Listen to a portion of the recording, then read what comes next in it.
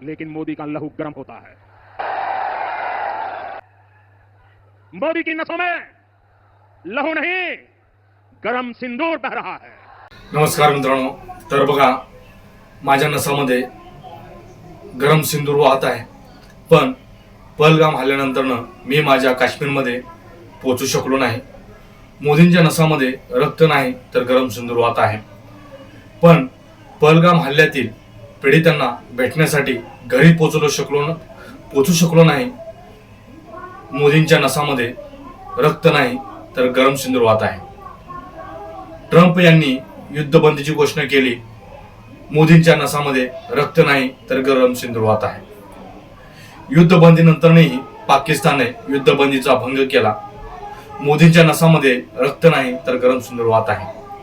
पण जेव्हा पाकिस्तानला पराभूत करण्याची संधी होती तेव्हा युद्धबंदी जाहीर करण्यात आली, मोदींच्या नसामध्ये रक्त नाही तर गरम सिंदूर वाहत आहे।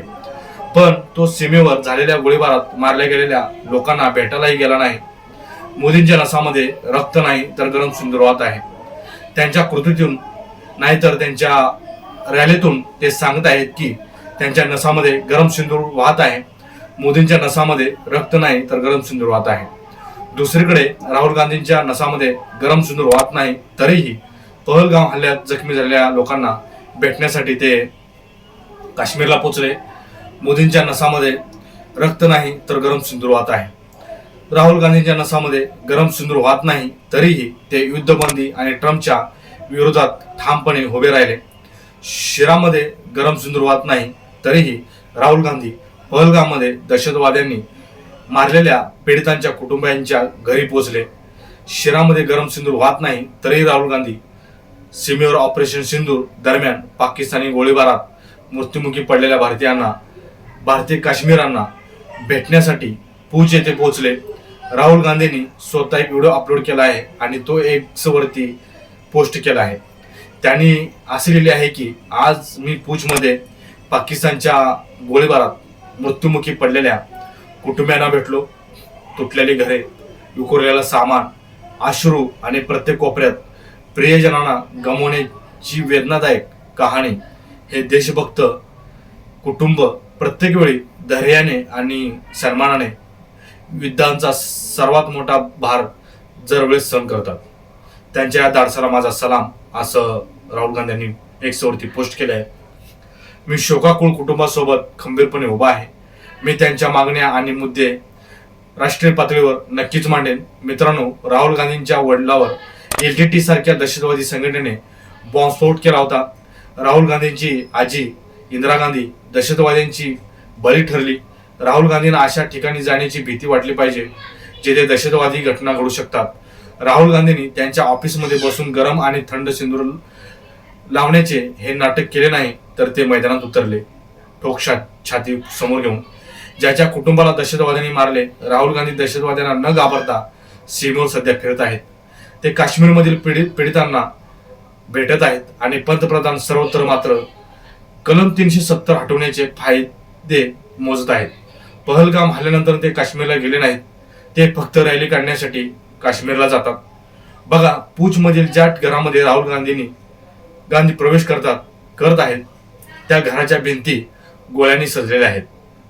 राहुल गांधींच्या नसामध्ये फक्त प्लाझ्मा, प्लेटलेट्स किंवा लाल रक्तपेशी आणि पांढऱ्या रक्तपेशी असलेले सामान्य रक्त वाहत आहे। त्यांच्या नसामध्ये गरम सिंदूर वाहत नाही, तरीही राहुल गांधींनी साध्य केले आहे जे पंतप्रधानांच्या नसामध्ये सिंदूर वाहत असतानाही ते करू शकत नाही। आता मी राहुल गांधींचा 1 मिनिट 19 सेकंदाचा व्हिडिओ प्ले करतो, कारण हे तुम्हाला गोदी मीडिया दाखवणार नाही। गोदी मीडिया लोकांचे दुःख तुमच्यापर्यंत पोहोचणार नाही। हा व्हिडिओ तुम्ही बघितला असेल। पूंछमध्ये पाकिस्तानी गोळीबारात जोया आणि जैन ठार झाले। दोघेही भाऊ आणि बहीण होते। जोया 12 वर्षाची होती तर जैन फक्त 10 वर्षाचा होता। या दोघांची चित्र पाहून जिथे जिथे शरीरामध्ये गरम सिंदूर वाहत होते तेथे उकळायला पाहिजे होते, पण तिथे उकळलेले नाही। भाजपा प्रत्येक वेळी एक घटना घडवते आणि त्याचा प्रचार आपल्या निवडणूक फायद्यासाठी करते।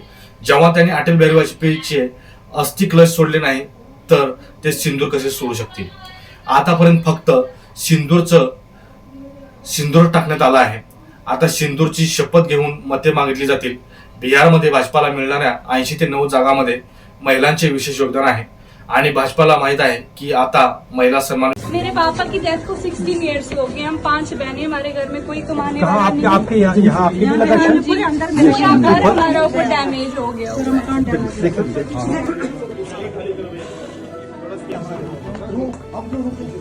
आप कहाँ थे जब ये हो रहा था? हम नीचे अंदर ही थे, हमारे छोटे छोटे बच्चे भी नहीं थे।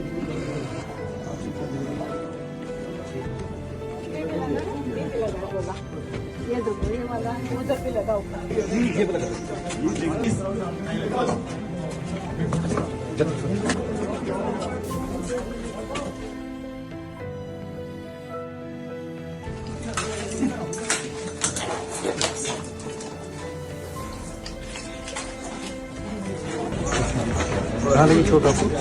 सर आप आए तो हमें पूरा देख के जाना हम पर क्या बीती है सर। यहाँ तो हमें घुसने नहीं देते, हमें उठाते हैं, कोई लीडर है कोई कुछ है। कितने उतर ये वाला हुआ ये वाला थर्ड वाला ये हुआ ये पास में इस साइड 15 लाख का नुकसान है, उसको भी बोल रहे हैं 1,20,000 देंगे। उससे तो हम बेहतर है हम टेंट में रह लें।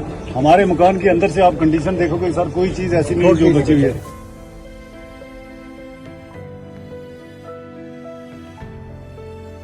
व्हिडिओ तुम्ही बघितला असेल. पूंछमध्ये पाकिस्तानी गोळीबारात जोया आणि जेन ठार झाले. दोघेही भाऊ आणि बहीण होते. जोया 12 वर्षाची होती तर जेन फक्त 10 वर्षाचा होता. या दोघांची चित्र पाहून जिथे जिथे शरीरामध्ये गरम सिंदूर वाहत होते तेथे तेथे उकळायला पाहिजे होते, पण तिथे उकळलेले नाही. भाजपा प्रत्येक वेळी एक घटना घडवते आणि त्याचा प्रचार आपल्या निवडणूक पाहत्यासाठी करते. जेव्हा त्यांनी अटल बिहारी वाजपेयीचे अस्थि कलश सोडले नाही तर ते सिंदूर कसे सोडू शकतील. आतापर्यंत फक्त सिंदूर टाकण्यात आला आहे. आता सिंदूरची शपथ घेऊन मते मागितली जातील.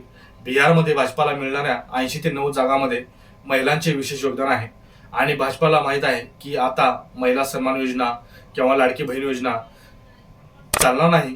आता गरम सिंदूर सारखी काही हॉट स्कीम सुरू करावी लागेल तरच गोष्टी व्यवस्थित होतील. म्हणूनच पंतप्रधानांच्या नसामध्ये गरम सिंदूर सध्या वाहू लागला आहे. आता त्याला कोणीही रोखू शकणार नाही हे बिहारचे निवडणूक होईपर्यंत आणि त्यानंतरही सुद्धा चालू राहू शकते. मित्रांनो, कोणताही शक्तिशाली पंतप्रधान आपल्या कृतीने शत्रूला उत्तर देतो. जर तिसरा देश युद्धबंदी घोषणा करत असेल तर आपल्या भारत देशासाठी खूप लाजिरवाणी ही गोष्ट आहे. वीरांच्या मातीत बांधलेल्या गौरवशाली स्वाभिमानी राष्ट्राचा लढा कोणताही तिसरा पक्ष थांबू शकत नाही. एक स्वाभिमानी पंतप्रधान कितीही मोठा श्रीमंत देश असला तरी तो कधीही त्याच्या स्वाभिमानाशी तडजोड करत नाही. त्यांच्या नसामध्ये वाहणारा गरम सिंदूर त्याला देशाच्या स्वाभिमानाशी तडजोड करण्यापासून रोखतो. ऑपरेशन सिंदूरमध्ये पाकिस्तानला पराभूत केल्याबद्दल भारतीय सैन्याचे खूप खूप आभार आणि जे काही 26 जण या अतिरेक्यांच्या हल्ल्यामध्ये मृत्यू झाले त्यांना सुद्धा भावपूर्ण श्रद्धांजली. तर इतकाच व्हिडिओ होता. व्हिडिओ आवडल्यास नक्कीच आपल्या चॅनलला सबस्क्राईब करून घ्या जेणेकरून पुढील व्हिडिओ बनवण्यासाठी मला मोटिवेट भेटेल. नक्कीच परत एकदा व्हिडिओ आवडल्यास लाईक, कमेंट आणि महत्त्वाचं म्हणजे सबस्क्राईब करायला विसरू नका. जय हिंद.